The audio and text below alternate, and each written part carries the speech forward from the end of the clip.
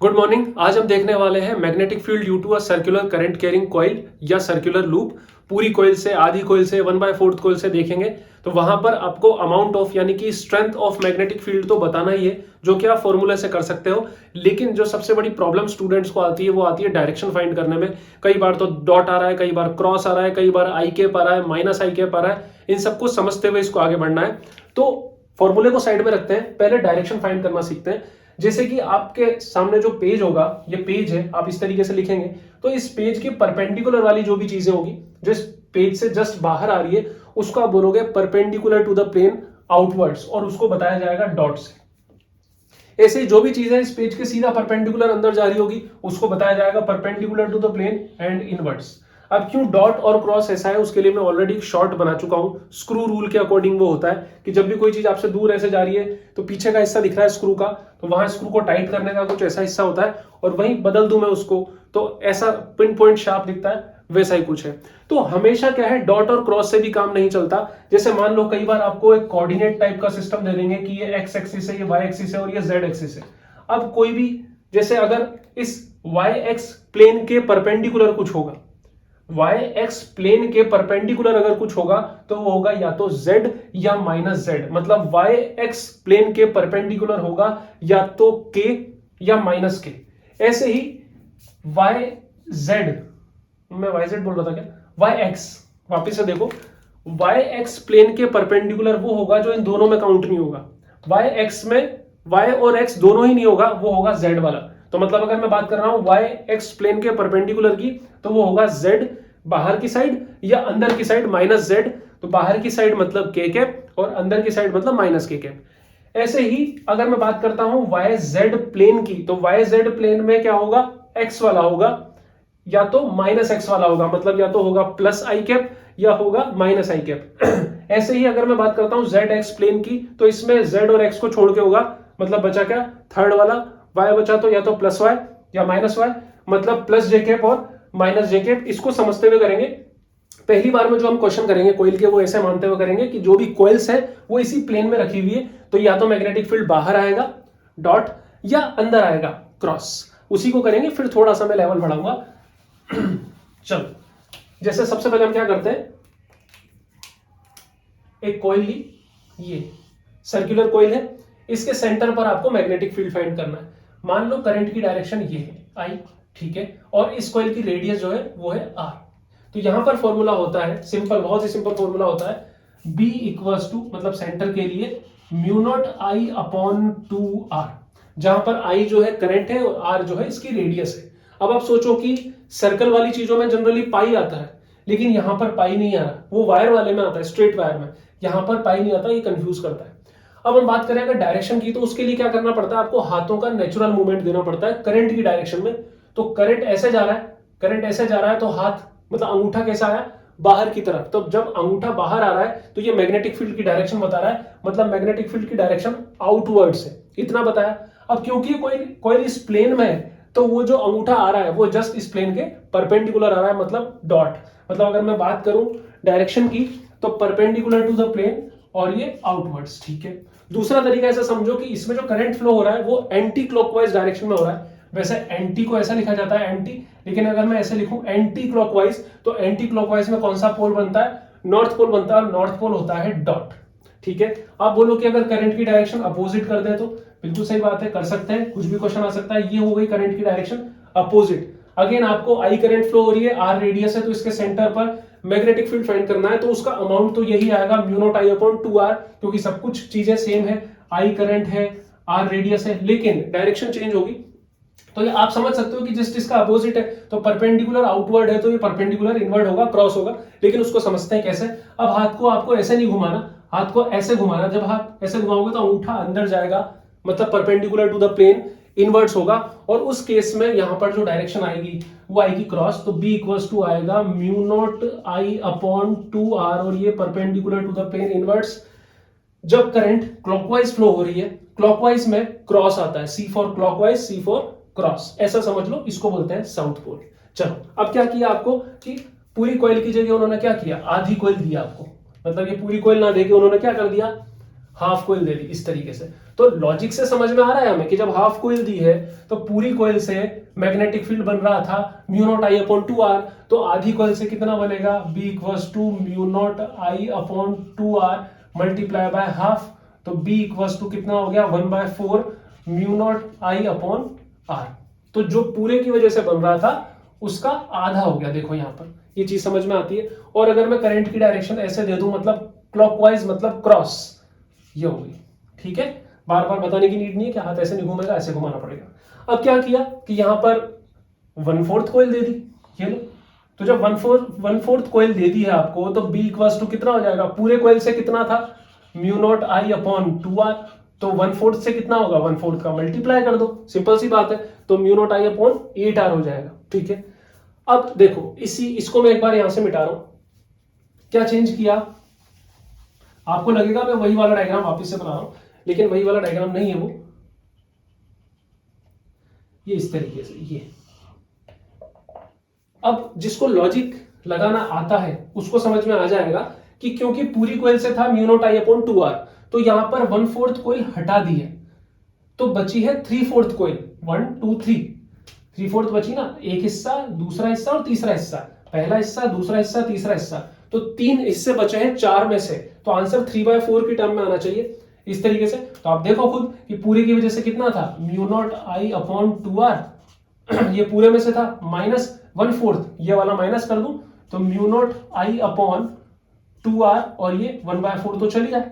ठीक है, mu naught I upon 2r common आ जाएगा, ये आ गया mu naught I upon 2r common, तो 1 माइनस 1/4, अंदर बचेगा 3/4, तो आंसर आ जाएगा 3/4 mu naught I upon 2r। अब दिमाग में आता है कि क्या कोई छोटा तरीका नहीं है, जैसे यहां तो हमें एंगल पता लग रहे हैं, लेकिन कई बार ऐसा कुछ दे दिया 30 डिग्री 60 डिग्री, तो क्या करेंगे, तो अब उसके लिए मैं आपको एक पैटर्न समझाता हूं, उसको ध्यान से समझना। जो हमारा मेन फॉर्मूला है ना, वो तो ये है B equals to mu naught I upon 2r, ये तो स्टैंडर्ड फॉर्मूला, इसको चेंज नहीं करना, चाहे कोई सी भी कोई दे दो। एक बार देख लो रिकॉर्ड हो भी रहा है कि नहीं। ओके, तो कोई सी भी कोई दे दो, ये फॉर्मूला आपको लिखना है, लेकिन चेंज कहां होगा, यहां होगा थीटा अपॉन 360 डिग्री में। ये देखो, अब इससे बड़ी आसानी से आंसर आएंगे। देखो यहां की मैं बात करूं तो यहां पर कोइल के सेंटर पर कितना एंगल बनेगा 360 डिग्री, थीटा की जगह 360 डालो, नीचे ऑलरेडी 360 इंतजार कर रहा है, कट के 1 आएगा, mu naught I upon 2r, answer आ गया। इसकी मैं बात करता हूं, यहां पर कितना एंगल बन रहा है कोइल पर 180 डिग्री बन रहा है, सेंटर पर 180 रखो, 180 अपॉन 360 1/2 का तो मल्टीप्लाई हुआ यहां पर। इसकी मैं बात करूं, यहां पर एंगल कितना बन रहा है 90 डिग्री, 90 डिग्री ऊपर रखो, 90 अपॉन 360 1/4 का मल्टीप्लाई हो रहा है। अब आप बोलोगे कि यहां पर 90 और यहां पर भी तो, इधर भी तो 90 है, तो 90 क्यों नहीं ले रहे अब यहां पर, तो आपको एंगल वो लेना है जहां पर कोइल हो, यहां कोइल है, यहां लूप है, इसकी वजह से मैग्नेटिक फील्ड है, खाली जगह की वजह से थोड़ी ना मैग्नेटिक फील्ड है, इसकी वजह से, तो इसको लेंगे। तो ये कितना हुआ 360 माइनस 90 270 डिग्री, तो जब आप 270 रखोगे 270 अपॉन 360 9 से कैंसिल होगा, वो करके बता देता हूं मैं आपको। जब आप थीटा की जगह 270 डिग्री रखोगे और 360 तो ऑलरेडी है ही सही, 90 से गया 9 3 जा 27 और 9 4 जा 36, 3/4 ही आ रहा है। चलो एक और करके बता देता हूं इससे, कि मान लो कुछ आपको पिज्जा की कोई स्लाइस दे दी है, ये इस तरीके से, और यहाँ पर एंगल है 30 डिग्री और करंट ऐसे फ्लो हो रहा है यहाँ पर, तो जब आपको दिख रहा है साफ साफ थीटा 30 डिग्री है, वैल्यू डालो यहाँ पर, जब यहाँ डालोगे mu naught I upon 2r 30 upon 360 degree, देखो मैं मेन फॉर्मूले को चेंज नहीं कर रहा हूं वो एंगल से अपने आप चेंज हो रहा है, तो यहां जब डालोगे तो कितना आ जाएगा mu naught I upon 24r, और डायरेक्शन क्या आएगी, डायरेक्शन एंटी क्लॉकवाइज मतलब डॉट मतलब नॉर्थ, इस तरीके से आएगी। यहां पर डायरेक्शन क्या आएगी, यहां पर आएगी क्रॉस, यहां पर क्या आएगी एंटी मतलब क्लॉकवाइज है तो क्रॉस, यहां पर तो क्रॉस मैंने दिखाई दी। चलो ये तो सिंपल था, परपेंडिकुलर आउटवर्ड इनवर्ड। अब हम ज्योमेट्री को थोड़ा सा यूज करते हैं, इसको नोट करो, आगे बढ़ते हैं। अब यहां पर ज्योमेट्री ने एंट्री ले ली है, आपको एक्सिस दे रखी है x y z, और ये z दिखने में टेढ़ा है, लेकिन z मतलब बाहर की तरफ होना, और ये भी लिख देता हूं कि x एक्सिस के अराउंड जो, या x एक्सिस के अलोंग जो यूनिट वेक्टर होगा वो i कैप होगा, y के अराउंड j कैप और z के अलोंग k कैप होता है, और ऐसे माइनस x के माइनस i कैप अपोजिट होता चला जाएगा। आप इतना तो समझ में आना चाहिए।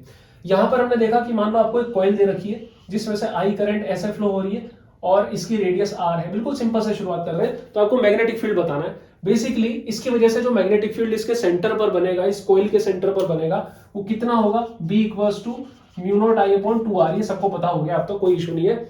बात ये डायरेक्शन की, डायरेक्शन क्या ले, तो आप देखो कि इसकी वजह से जो मैग्नेटिक फील्ड बनेगा वो हाथ ऐसे घुमाना पड़ेगा।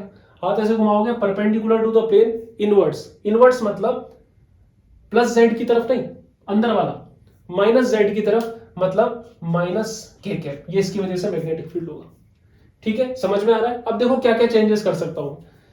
मुझे हल्का सा चेंज करना है, इसको देख लो अच्छे से। अब मुझे क्या करना है, यहां एक्स की जगह मैंने ऐसा कर दिया, यहां कर दिया मैंने y, और यहां कर दिया मैंने x। क्या ऐसा करना अलाउ है? बिल्कुल अलाउ है। x axis, y axis, z axis कहीं भी हो सकती है। बस एक नेसेसरी कंडीशन ये है कि तीनों के तीनों क्या होने चाहिए, 90 डिग्री पे होने चाहिए, जो कि अभी भी है। अब आप देखो कि क्योंकि मैग्नेटिक फील्ड तो अंदर की तरफ ही बन रहा है ना, ये तो फर्स्ट कंडीशन के लिए था, ये तो पहले का आंसर था, अब दूसरे का निकाल रहे हैं। मैग्नेटिक फील्ड तो अभी भी अंदर बन रहा है, लेकिन अब अंदर के लिए एक्सिस कौन सी हो गई, अभी भी एक्सिस कौन सी हो गई, जब आप करोगे तो माइनस के कैप। तो सेकंड का आंसर भी क्या आ जाएगा, क्योंकि एक्स और वाई में जेड नहीं आता और अभी भी जेड बाहर ही है, तो जो दोनों एक्सिस के बीच में जिसमें ये है उसके अलावा आंसर आता है। देखो आप अभी भी कोई एक्स वाई प्लेन में है तो आंसर जेड वाला आएगा, क्योंकि वही परपेंडिकुलर बचेगा। ठीक है, दोनों हो गए। अब फिर से मैं चेंज कर रहा हूं, ध्यान से समझना, या इसको ऐसा रहने देता हूं, चलो एक और बनाते हैं ना, वरना फिर कंफ्यूजन हो जाएगा। मान लो ये z है, ये x है और ये है y। अगेन कोयल रखी हुई है, डायरेक्शन में सेम लेता हूं, वापस से करंट की डायरेक्शन ऐसे ली ताकि आप कंपेयर कर सको। I करंट फ्लो रहा है r रेडियस से, B इक्वल्स टू क्या आ रहा है, mu naught I upon 2r आ रहा है, ये लिख लिया हमने। ठीक है, अब हम बढ़ते हैं आगे डायरेक्शन के लिए। तो इसकी में डायरेक्शन अंदर की तरफ आएगी। अब अंदर की तरफ कौन से प्लेन में, कोई एक्स जेड प्लेन में है, तो आंसर या तो y में आएगा या माइनस y में आएगा। तो देखा अंदर आ रहा है, मतलब अंदर आ रहा है मतलब माइनस y आ रहा है, और उस केस में आंसर माइनस जे कैप आएगा। अब आप समझ गए कि मैं z और x को इंटरचेंज कर दूं जैसा कि किया था, तो भी आंसर में कोई फर्क पड़ने वाला नहीं है। ठीक है, तो अब मैं यहां पर थोड़ा सा और चेंज करता हूं। अब मैं एक्सिस को वही रख रहा हूं, यह है x, यह है z और यह है y। अब मैं करंट की डायरेक्शन को बदल रहा हूं, ये बदली मैंने करंट की डायरेक्शन इस तरीके से। तो इस तरीके जब करंट की डायरेक्शन, अरे एक सेकेंड, ये हो, जब ऐसी करंट की डायरेक्शन है तो मैग्नेटिक फील्ड बाहर की तरफ होगा। बाहर मतलब x और z के अलावा, तो बचा तीसरा मतलब y। तो यहां पर मैग्नेटिक फील्ड आएगा mu not I upon 2r, और बाहर की तरफ पॉजिटिव y मतलब j कैप। समझ रहे हो इन बातों को? इसको एक बार देखो और थोड़ा सा इसको कॉम्प्लिकेट करता हूं। चलो, वहां तो क्या है, पूरी की पूरी कॉइल दी हुई थी, अब पूरी कॉइल नहीं दी है आपको, आधी कॉइल दी है, semi circular coil, current I flow हो रही है, और अगेन इसके सेंटर पर मतलब यहां पर कहीं आपको मैग्नेटिक फील्ड फाइंड करना है, वही इसकी रेडियस है r। तो आपको पता है पूरी कॉइल से, यार कुछ अजीब ही बना आदि मानव के जमाने का। यहां पर देखो आप, यहां पर मैग्नेटिक फील्ड कितना होगा, सबसे पहले हम वो लिख लेते हैं, mu naught I upon 2r multiply bye 1/2, आधी कॉइल की वजह से। ठीक है, अब देखा कि करंट ऐसे फ्लो हो रही है, करंट ऐसे फ्लो हो रही है मतलब क्लॉकवाइज, मतलब क्रॉस। जब क्रॉस है तो अंदर की तरफ होगा, मैग्नेटिक फील्ड कैसा, अंगूठा कैसा जा रहा है, अंदर। तो जब कॉइल रखी है z और x प्लेन में, तो मतलब मैग्नेटिक फील्ड होगा y या माइनस y। x और z की टर्म में हो ही नहीं सकता। मतलब अगर 2-3 ऑप्शन आपको दे रखे हो कि मैग्नेटिक फील्ड होगा I कैप, गलत, और k कैप, वो भी गलत, या तो j कैप या माइनस j कैप, तो दो ऑप्शन तो दिखते गलत हो गए। अब j कैप और माइनस j कैप में कंफ्यूजन है, तो देखा कि अंदर की साइड जा रहा है तो बाहर y है पॉजिटिव में, तो अंदर कैसा होगा, माइनस y, मतलब कैसा आ जाएगा, माइनस j कैप। यहां देखा हमने, बस करंट की डायरेक्शन को ही तो बदलना है, ये करंट की डायरेक्शन को ऐसा बदल दिया मैंने, सब कुछ सेम है, वही I करंट I रेडियस, मतलब R रेडियस। यहां देखा तो मैग्नेटिक फील्ड अगेन कितना आया, म्यू नॉट I अपॉन ये 2r और मल्टीप्लाई बाय 1/2। अब देखा कि यहाँ पर मैग्नेटिक फील्ड कैसा आ रहा है, बाहर की तरफ, मतलब y axis, positive y axis के अलोंग, तो यहां पर क्या आ जाएगा, प्लस का j कैप। आ रहा है समझ में? नेक्स्ट की तरफ बढ़ते हैं वो। चलो ये लास्ट क्वेश्चन, उसके बाद इस क्लास का समापन करेंगे। यहां पर देखो आपकी 3 अलग अलग कॉइल दी हुई है, एक ब्लैक वाली, एक रेड वाली और एक ब्लू वाली। तीनों ही आइडेंटिकल है, तीनों की रेडियस r है, और तीनों में ही सेम अमाउंट की करंट फ्लो हो रही है, लेकिन तीनों अलग अलग प्लेन में है। मैं प्लेन के नाम दे देता हूं जो कि जनरली रहते हैं x, y और z। तो अलग अलग में, ये ब्लैक वाली है y x प्लेन में, रेड वाली है y z प्लेन में, और ब्लू वाली है z x प्लेन में। तो मतलब जो ब्लैक वाली है उसका मैग्नेटिक फील्ड y और x को छोड़ के किसी में भी हो सकता है, या तो पॉजिटिव z या negative z, depends on its current. तो ये हमें समझ में आ रहा है। और दूसरा देखो कि ये वाली कॉइल को देख के आपको साफ साफ पता लग रहा है कि ये 1/4 कॉइल है, लेकिन इन दोनों कॉइल को देख के थोड़ा मुश्किल होता है, इल्यूजन सा क्रिएट होता है। लेकिन ये देखो ये भी दोनों एक्सिस के बीच में है, तो ये भी 1/4 कॉइल है और ये भी 1/4 ही कॉइल है, दिखने में बड़ी लग रही है। तो क्या हो गया, मतलब जो फॉर्मूला आपको लगाना है, जो स्टैंडर्ड फॉर्मूला है μ0I/2r, उससे किसका मल्टीप्लाई करना है, 1/4 का मल्टीप्लाई करके ही करना है। इसकी वजह से भी, इसकी वजह से भी और इसकी वजह से भी। मान लो मैं बात करता हूं B1 की, तो इसका आएगा μ0I/2r मल्टीप्लाई बाय 1/4। अब अगर मैं डायरेक्शन की बात करूं तो डायरेक्शन बताने के लिए जैसा हमने बताया कि y और x को छोड़ के होगा, मतलब या तो z में होगा या -z में होगा। तो हमने हाथ घुमाया, बाहर की तरफ आया, बाहर आया यानी कि पॉजिटिव z में हाथ आया, तो पॉजिटिव z मतलब प्लस का k कैप। ठीक है, अब हम बात करते हैं B2 की। B2 मतलब कॉइल 2 की वजह से, तो यहां पर हमने देखा μ0I/2r मल्टीप्लाई बाय 1/4। अब बात तो सिर्फ डायरेक्शन की है। हमने देखा ये कॉइल है रेड वाली, y और z प्लेन में, मतलब जो मैग्नेटिक फील्ड है या तो +x में आएगा या -x में आएगा। तो देखा, हाथ घुमाया, सामने मेरे पास कुछ ऐसा सा सिस्टम है, एक सामने वाली दीवार है, ये दीवार है सामने, उस दीवार पे ऐसा हाथ घुमाया, मेरी तरफ अंगूठा आया, मतलब पॉजिटिव x की तरफ आया, मतलब प्लस का आई कैप आया। ठीक है, समझ में आ रहा है। अगर करंट अपोजिट हो जाती तो माइनस का आई कैप आता। इसके लिए देखते हैं, ये फर्श है, फर्श पे चल रहा है ब्लू वाला, तो इसके लिए मैं बनाता हूं। अगर मैं बात करता हूं B3 की, तो B3 is equal to μ0I/2r multiply by 1/4। अब यहां पर आने वाली है डायरेक्शन। जब हम फर्श की बात करें, फर्श पर हाथ ऐसा घुमाओ तो कैसा जा रहा है ऊपर हाथ, ऐसा हाथ घुमाओगे फर्श के पैरेलल, तो अंगूठा ऊपर जा रहा है, ऊपर मतलब पॉजिटिव y में, मतलब j कैप प्लस का j cap, j cap, i cap और k कैप। समझ में आ गया होगा आई गेस। तो ज्यादा टफ नहीं होते, बस हमें थोड़ा सा कोऑर्डिनेशन का ध्यान रखना पड़ता है, बाकी क्वेश्चन होते जाते हैं। प्रैक्टिस के लिए मैं हूं, करवाने के लिए मतलब। तो आप ये वीडियो देखते रहा करो, बार बार सब्सक्राइब करो, शेयर करो, लाइक करो, अच्छे से कमेंट किया करो। अच्छा लगता है जब आप पॉजिटिव कमेंट्स करते हो, मैं के कमेंट पढ़ता हूं, रिप्लाई करने की पूरी कोशिश करता हूं as soon as possible. Thanks for watching.